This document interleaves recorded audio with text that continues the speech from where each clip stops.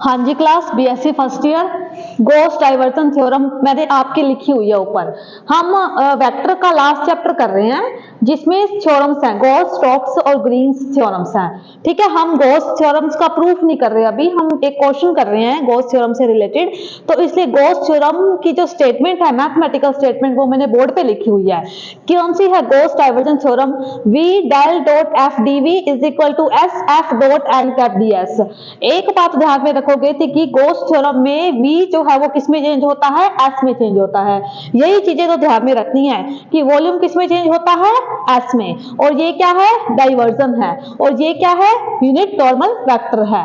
Volume किस में change होता है? सरफेस में। वॉल्यूम में कितने इंटीग्रल होते हैं? 3। और सरफेस में कितने इंटीग्रल होते हैं? 2। सरफेस क्या होता है? एरिया। और एरिया 2 से बनता है, x और y से। और वॉल्यूम में आयतन, यानी किसमें? 3 इंटीग्रल जो है वो किसमें चेंज होता है? 2 इंटीग्रल में। तभी इसका हम यूज करते हैं गॉस थ्योरम्स का। अब पता चल गया आपको गॉस डाइवर्जन थ्योरम्स v को किसमें चेंज करती है? s में। ठीक है, सबसे पहले इस चैप्टर का एग्जांपल नंबर फर्स्ट है, लिखा हुआ इवैल्यूएट, मान निकालना है S F dot N cap ds where f is equal to 4x z i cap minus y square j cap plus y z k cap. इसके बाद S is the surface of the cube bounded by the plane x is equal to 0, x is equal to 1, y is equal to 0, y is equal to 1, z is equal to 0, z is equal to 1। वो ये कह रहा है कि इसका मान निकालना है f dot n cap ds का, जो f वेयर f क्या है? ये दे रखा है फंक्शन। और s क्या है? यहाँ पे s क्या है? क्यूब की सरफेस है जो किससे बाउंड हुई हुई है? x के कोऑर्डिनेट्स है 0 1, y के 0 1 और z के 0 1। x जो है वो 0 से 1 तक है, y जो है वो 0 से 1 तक है, z भी क्या है? 0 से 1 तक है। ये लिमिट लगेगी। अब गॉस थ्योरम का यूज करो, S F dot N cap ds is equal to v 3 integrals del dot F dv। ये इसमें चेंज हो गया।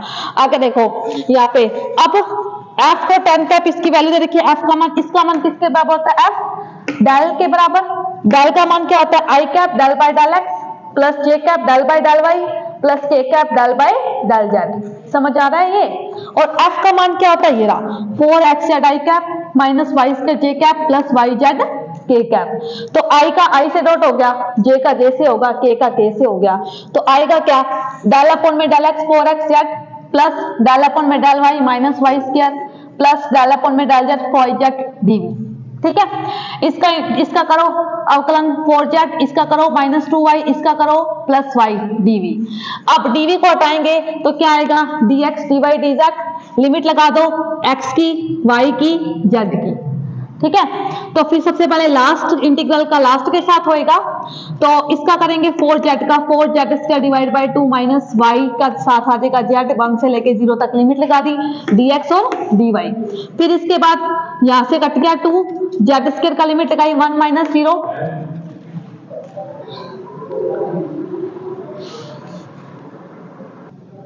फिर इसके बाद देखो यहाँ पे लिमिट लगाई 2 माइनस वाई डी वाई। अब सेकंड वाले का सेकंड वाले से पीछे से करना है, पीछे से उठाना है, तो ये डी वाई, ये डी एक्स जो है वो बाहर आ जाएगा। 2 का किया 2y, y का किया minus y square divide by 2, 1 से 0, 2 1 minus 0 minus half 1 minus 0 D X, 2 minus half D X, 2 में से हाफ जाएंगे तो 3/2 dx, 3/2 x, 1 से 0, 3/2 1 माइनस 0, आंसर कितना आ गया?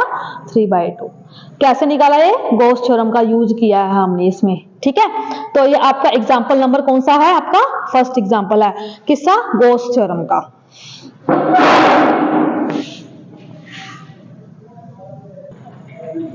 इधर देखो example number 7 most important, f को 10 cap ds is equal to a की 5 divide by 3 where f is equal to x cube minus y z i cap minus 2x square y j cap plus 2k cap. ठीक है, तो f क्या है? Surface है cube की, जहां पे x y z 0 और x y z is equal to क्या है? a, यानी कि x की वैल्यू भी 0 से a, y की वैल्यू भी 0 से a, z की वैल्यू भी 0 से a है। ठीक है, जैसे लास्ट एग्जांपल किया था सेम टू सेम वैसे ही है। तो डेल डॉट f निकालो, ये क्या होता है? i cap del by del x plus j cap del by del y plus k cap del by del z। f की वैल्यू क्या है? x cube minus y z i cap minus 2x² y j cap plus 2k cap. I का i से dot product, जे का जे से, के का के से, del by del X cube minus Y Z minus del by del Y 2x² Y plus del by del Z 2k cap. इसका करो क्या आएगा यहाँ पे 3x², इसका 0, इसका करो माइनस 2x², इसका क्या आएगा 0। तो 3x² में से 2x² गए तो कितना आ गया x²। f dot n cap dx क्या होता है v, del dot f dv। तो तीन इंटीग्रल लगा दो 0 से a, 0 से a, 0 से a, x² dx dy dz।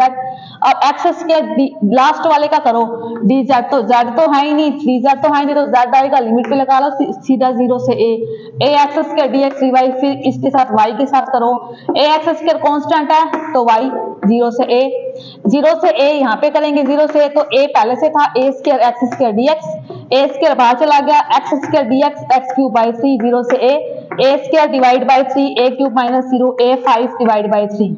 यही प्रूफ करना था a 5 डिवाइड बाई 3। ये क्वेश्चन है इंपॉर्टेंट आपका।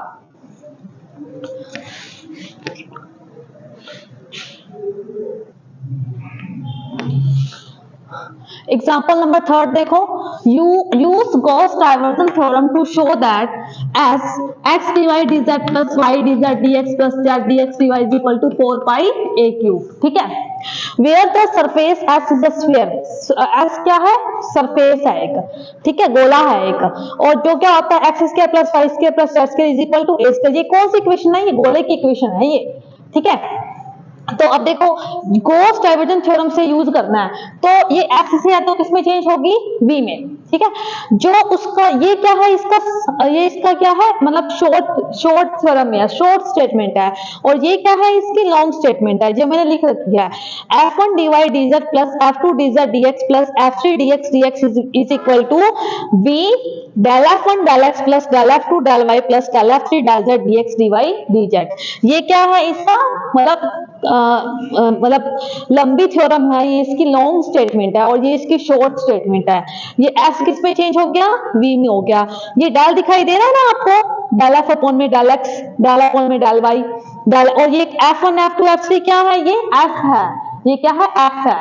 ठीक है, तो अब मैं क्या करूं यहाँ पे ये निकाल लेते हैं, del f1 del x, del f2 del y, del f3 del z, और f1 क्या है ये रहा f1, कंपेयर करो, f1 क्या है x है, f2 क्या है y है, f3 क्या है z है। तो डेल f1 अपॉन में del x1, del f2 upon में del y is equal to 1, del f3 upon में del z is equal to 1। तो इसमें यहाँ पे रखते हैं हम s इज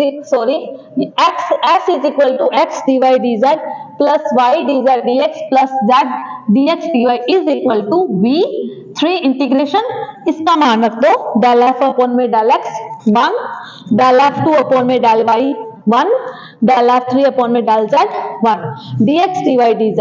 ये कितना बन गया 3 dx dy dz। ये क्या है वॉल्यूम, और सरफेस क्या थी स्फीयर, तो स्फीयर का वॉल्यूम क्या होता है 4/3 पाई a क्यूब। इसमें कोई लिमिट तो दे ही नहीं रखी कि x कहां से लेके कहां तक है, y कहां से लेके कहां तक है, z कहां से लेके कहां तक है, नहीं दे रखी ना, इसमें बाउंडेशन तो दे ही नहीं रखी। तो हमें वॉल्यूम तो हमें पता ही है कि वॉल्यूम ऑफ स्फीयर क्या होता है 4/3 पाई a cube, 4/3 pi a cube होता है। तो 3 से 3 कैंसिल हो गया और आंसर क्या आ गया 4 pi a cube, 4 pi a cube. इसमें हमें x y z की लिमिट नहीं दे रखी थी, हमने क्या निकाल दिया सीधा का सीधा इसका वॉल्यूम रख दिया। और s क्या थी सरफेस क्या थी, ये गोला, गोले की सरफेस थी, तो गोले का ही वॉल्यूम डाल दिया हमने 4/3 पाई a क्यूब। ठीक है, ये है एग्जाम्पल नंबर आपका 3।